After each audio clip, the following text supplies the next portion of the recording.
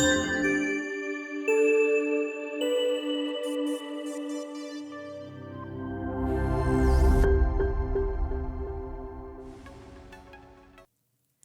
my name is Jesús Ramirez. For the last decade, I've ran a successful YouTube channel now with over 2 million subscribers. Most recently, I started a video podcast and had to start with a brand new channel from scratch.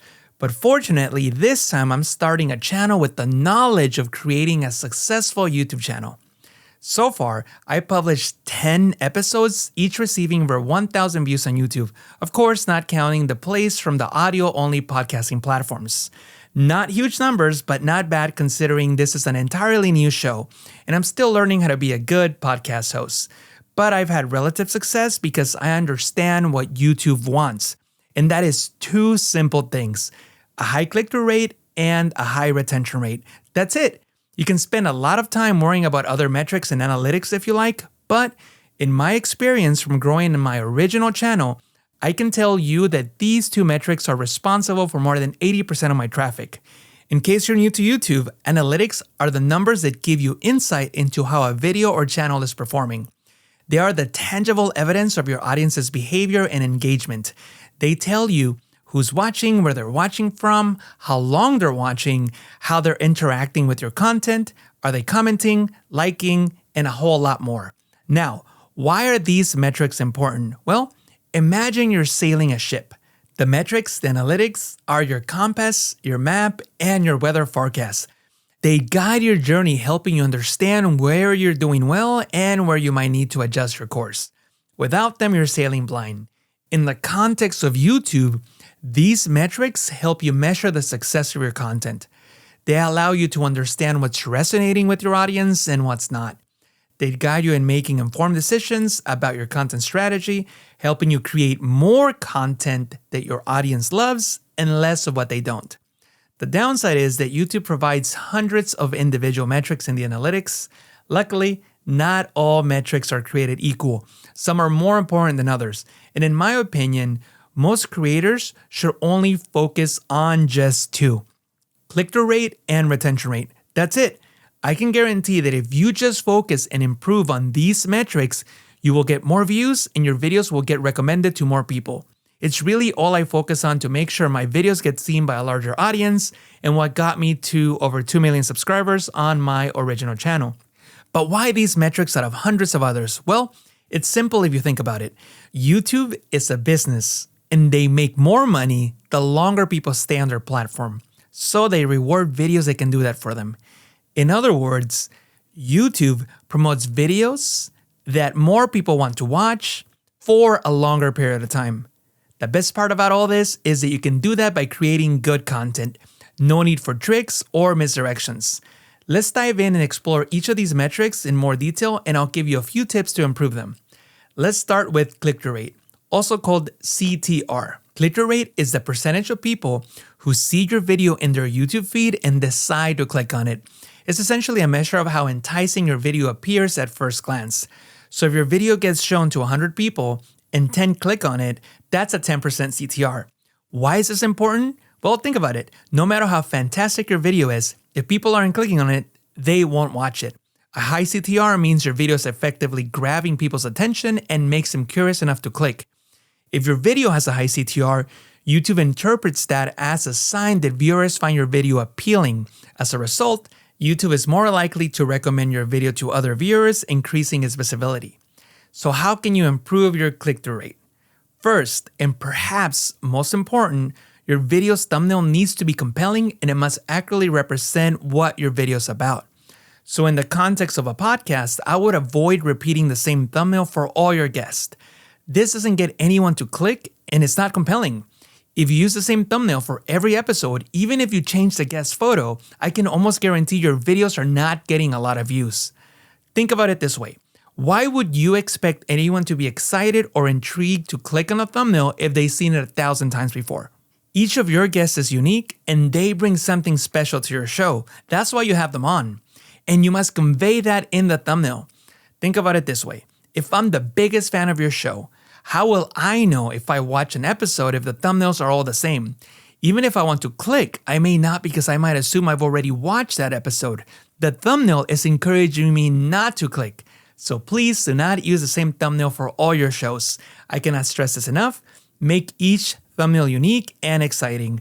And if you have the money, hire a designer. And even spend some money on thumbnail A/B testing platforms for YouTube. I constantly test to see what thumbnails get the most clicks. I do it on both my channels. I cannot recommend this enough. If you can't afford a designer, then use free platforms like Adobe Express to design the thumbnail yourself. Adobe Express has a ton of templates and cool features like AI generation, background removal, and so forth. Also consider Midjourney to generate engaging images using AI. Do whatever you need to. There's no way around it. You cannot have a successful YouTube podcast with bad thumbnails. And I'm sure you can find someone who is the exception to the rule, but that doesn't mean it will also apply to you. There are many other factors at play with the people who are the exception. Also, you've already spent a ton of time and effort recording and editing the podcast. Don't let it all go to waste because of a bad thumbnail. If you need inspiration, look at your homepage, see what YouTube is recommending to you. Odds are that those videos have a high CTR and good thumbnails.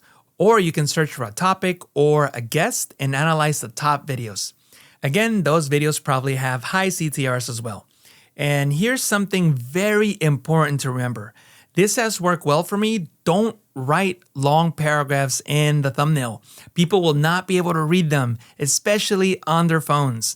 I rarely use more than 3 words, and those 3 words need to be impactful and further entice people to click. Don't just repeat the title on the thumbnail. If you're going to add words to your thumbnail, then make it complementary to the overall packaging. Keep it all easy to read and engaging. Also, it's extremely important to note that misleading thumbnails or titles may increase your CTR in the short term, but they can harm your retention rate in the long run. We'll get into retention rate in a moment, but just realize that you cannot clickbait people and expect to have a successful YouTube channel. You need to deliver on all the promises your thumbnail and titles make. And talking about titles, this is the other essential component for getting a high CTR. An engaging or intriguing title can help increase the number of people who click on your video. And please avoid this mistake. I see this one often on video podcasts on YouTube. Don't waste valuable real estate putting the episode number in the title, especially in the beginning of the title. For example, a title like Episode 23, Mark Heaps on Artificial Intelligence and the Creative Industry. This title wastes the first 10 or so characters on something that will not encourage anyone to click, and it's information that just doesn't matter. Who cares what episode number it is? A good show is a good show. Then I mentioned the guest's name, which is important for sure, but unless you're dealing with a person who's very well known, their name is probably not important enough to be in the beginning part of the title. Instead, use a short, engaging title to get people to click. Something like The Truth About AI Getting Creative with Mark Heaps. The title now gets to the point immediately, it sparks intrigue, and it can all be read with just a quick glance. This is actually the title for my first YouTube podcast episode, which received over 3,000 views. These are not huge numbers, but relatively speaking, they're good considering it was my very first podcast episode on a new channel. And in that context, I think it did very well.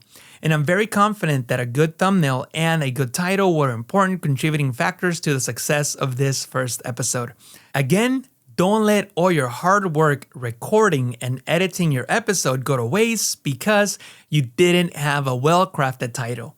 If you need to, spend time researching titles. Maybe your guest has been on other successful podcasts and you can take inspiration from those titles. If you see a YouTube title that you like, make note of it and come back to it when you need inspiration.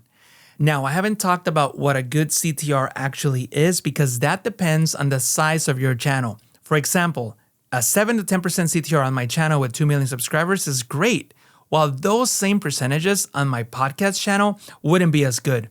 My videos get served to a lot fewer people in the podcast channel, so the CTRs will generally be higher.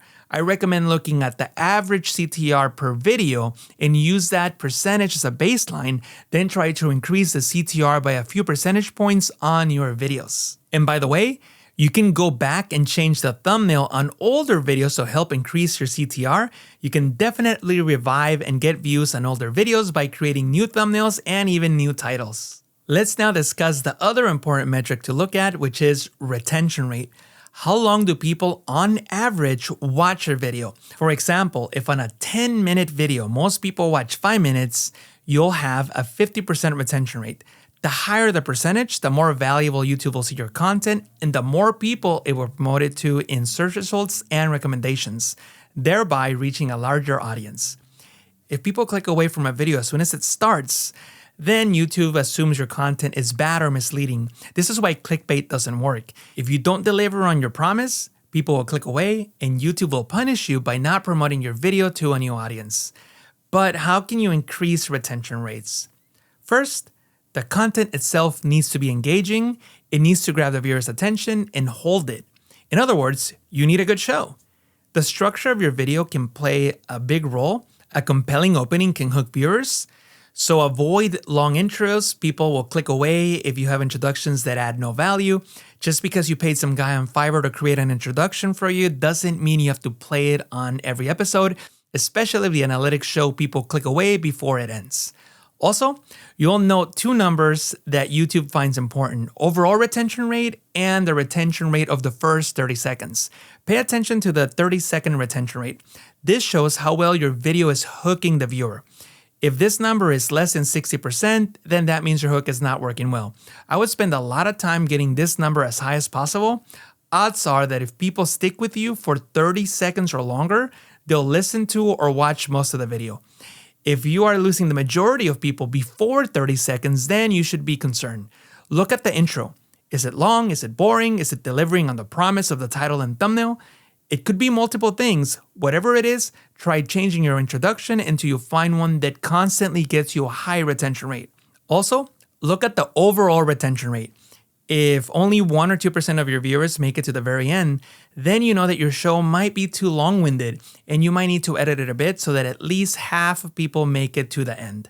The point is that the longer people watch, the more YouTube will recommend your video. At the end of the day, you must create content that people want to watch, and this is what YouTube wants. Focus on that and use retention rates to help you make informed decisions about how you craft your show. Again, my name is Jesús Ramirez. I hope this information was useful to you. Thank you so much for listening.